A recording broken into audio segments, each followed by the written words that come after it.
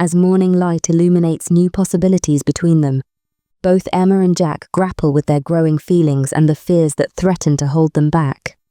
Rise and shine, lovebirds. It's time to see if what happened in the dark can survive in the daylight. Chapter 7. Shadows and Light. The gentle hum of the generator had become white noise to Emma and Jack, a constant reminder of their confinement. Hours had passed since their heart-to-heart, and a comfortable silence had settled between them, punctuated by occasional quips and shared smiles. Emma found herself stealing glances at Jack as he paced the room, his restless energy palpable. The revelation of his past had shifted something in her perception of him. She could see now the driven athlete beneath the tech entrepreneur exterior, the determination that had carried him through trauma and into a new life. You know, Emma said, breaking the silence, for someone who claims to hate feeling trapped, you're doing an awful lot of caged tiger impressions. Jack paused mid-stride, a slow grin spreading across his face. Caged tiger, huh? And here I thought I was channeling more of a majestic lion energy. Emma snorted. Maybe a lion cub, a very fidgety one. Ouch.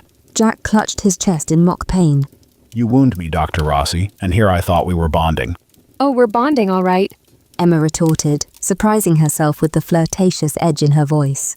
Nothing says friendship like being trapped in a maintenance building during a blizzard. Jack's eyes sparkled with amusement as he sauntered over to where Emma sat. Just friendship? And here I thought there might be a little spark between us. He leaned against the wall next to her, close enough that Emma could feel the heat radiating from his body. Emma's heart rate picked up, but she managed to keep her voice steady. A spark? Must be static electricity from all that pacing of yours. Jack chuckled, the sound low and warm. Well then, he said, his voice dropping to a near whisper as he leaned in slightly. Maybe I should pace a little closer to you, for science. Emma's breath caught in her throat. She was acutely aware of Jack's proximity, of the way his eyes seemed to darken as they held her gaze. For a moment, she let herself imagine closing the distance between them, of finding out if his lips were as soft as they looked. A loud gurgle from her stomach broke the moment, causing them both to burst into laughter. Well, Jack said, straightening up with a grin. I guess someone's hungry. Can't say I blame you. Playing hard to get must work up quite an appetite. Emma rolled her eyes, ignoring the blush she could feel creeping up her cheeks. In your dreams, Montgomery. Oh, constantly. Jack winked, then reached into his jacket pocket. But lucky for you, I come prepared. He pulled out a slightly squashed protein bar. It's not exactly a gourmet meal, but it's better than nothing. Emma's eyes widened at the sight of food. You've had that this whole time and you're only sharing now? Jack shrugged, looking a bit sheepish. I might have forgotten about it. Got a little distracted by the company. He unwrapped the bar and broke it in two, offering the larger piece to Emma. She hesitated for a moment, her ingrained independence warring with her hunger. Go on, Jack encouraged softly. Can't have you fainting on me. Who else would keep my ego in check? Emma accepted the offering with a small smile. Your ego? I'm pretty sure it's visible from space at this point. As they ate in companionable silence, Emma found herself hyper-aware of Jack's every movement. The way his throat moved as he swallowed, the flex of his jaw as he chewed, the way he licked a stray crumb from his lower lip. She quickly averted her gaze, hoping he hadn't noticed her staring. So, Jack said, brushing off his hands as they finished their meager meal. What do you say we do a little exploring? There might be another way out of here we haven't found yet. The idea of action, of doing something proactive, appealed to Emma more than she cared to admit. She nodded, and they set off to examine the far corners of the maintenance building they hadn't yet explored. As they moved through the dimly lit space, Emma found herself hyper-aware of Jack's proximity. Every accidental brush of their arms sent a jolt through her system. She tried to focus on the task at hand, but her mind kept drifting to dangerous what-ifs. What if she let her guard down completely? What if she allowed herself to truly connect with someone for the first time in years? The thought was both exhilarating and terrifying. Hey, look at this. Jack's voice broke through her reverie. He was pointing to a narrow hallway they hadn't noticed before, hidden behind some old shelving units. Together, they moved the shelves aside, revealing a sturdy metal door at the end of the hallway. Jack tried the handle, but it wouldn't budge. Locked. He muttered, frustration evident in his voice. Emma felt a familiar surge of disappointment. Of course it was locked. Why had she let herself hope? This was exactly why she kept her expectations low, why she— Wait a second. Jack said, interrupting her spiral of negative thoughts. He was examining the lock closely, a look of intense concentration on his face. I think, yeah, this is an old magnetic lock system. I worked on something similar for a client once. Emma watched, fascinated, as Jack's mind visibly whirred into action. He began gathering seemingly random objects from around the room. A piece of wire, a small magnet from a broken speaker, even Emma's hair clip. What are you doing? She asked, unable to hide her curiosity. Jack grinned, the expression lighting up his entire face. I'm going to hack this lock, old school style. For the next hour, Emma watched in fascination as Jack threw himself into the challenge of opening the lock. His entire demeanor had changed. Gone was the playful flirt, replaced by an intense focus that was almost palpable. Jack's hands moved with precision, his brow furrowed in concentration as he manipulated the makeshift tools he'd cobbled together. See, the trick is to apply just the right amount of pressure. Jack explained, his voice low and intense. Too much and you'll jam the mechanism. Too little and nothing happens. Emma found herself leaning in, captivated not just by the process, but by Jack himself. There was something undeniably attractive about watching him in his element, all that energy and intellect laser-focused on a single goal.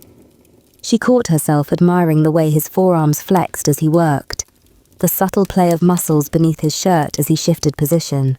What about this part here? Emma asked, pointing to a section of the lock. She was surprised by how husky her own voice sounded. Jack's eyes lit up at her question. Good eye. He said, flashing her a quick grin that made her heart skip a beat. That's the secondary locking mechanism. It's tricky, but if we can bypass it. He launched into a detailed explanation, his passion for problem-solving evident in every word.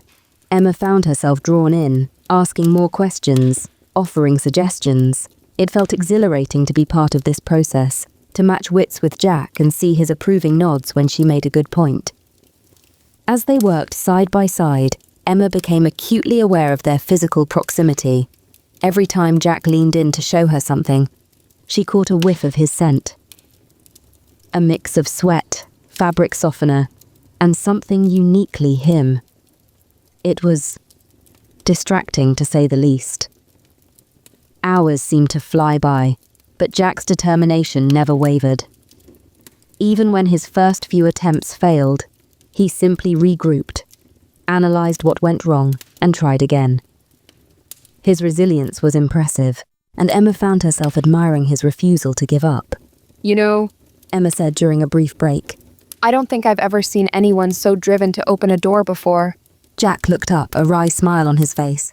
Well, what can I say? I've never been good at accepting limitations. Besides, He added, his voice softening. I've got some pretty good motivation to get us out of here. The intensity of his gaze as he said those words made Emma's breath catch. She quickly looked away, her cheeks warming. Finally, after what felt like countless adjustments and refinements, Jack made his final tweaks to the lock-picking device. Emma held her breath, suddenly aware of how much she wanted this to work. Not just for the chance at freedom, but for Jack's sake. She'd seen how much of himself he'd poured into this effort. This is it. Jack said, his voice a mix of excitement and nervousness. Moment of truth. As he inserted the device into the lock, Emma found herself holding her breath. This was it. Either it would work, and they'd have a potential way out, or— Click. The sound was small, but in the quiet of the maintenance building, it might as well have been a thunderclap. The door swung open with a creak, revealing a pitch-black hallway beyond. Emma and Jack exchanged a look, excitement and apprehension mingling in equal measure. The darkness seemed to stretch endlessly before them, swallowing up the weak light from the maintenance room. Well, Jack said, his voice hushed. shall we? Emma hesitated. The rational part of her mind was screaming caution, listing all the reasons why venturing into an unknown, unlit passage was a bad idea. But another part of her, a part she'd long ignored, whispered of adventure, of taking chances. She looked at Jack, saw the mix of determination and uncertainty in his eyes, and realized with a start that he was waiting for her decision. He wasn't charging ahead, wasn't trying to convince her one way or the other. He was respecting her choice. The realization hit her like a physical force. When was the last time someone had truly given her that kind of agency, that kind of trust? Emma opened her mouth to respond, but found herself at a loss for words. The hallway yawned before them, dark and full of unknowns, much like the future she could see stretching out before her if she chose to lower her carefully constructed walls. As they stood on the threshold, Emma felt a shift within herself. The choice wasn't just about a dark hallway. It was about trust, about taking risks, about allowing herself to step into the unknown with someone by her side. The generator hummed behind them, a reminder of the safety of the known. Ahead, the darkness waited, full of possibilities both thrilling and terrifying. Emma took a deep breath, her decision hanging in the balance.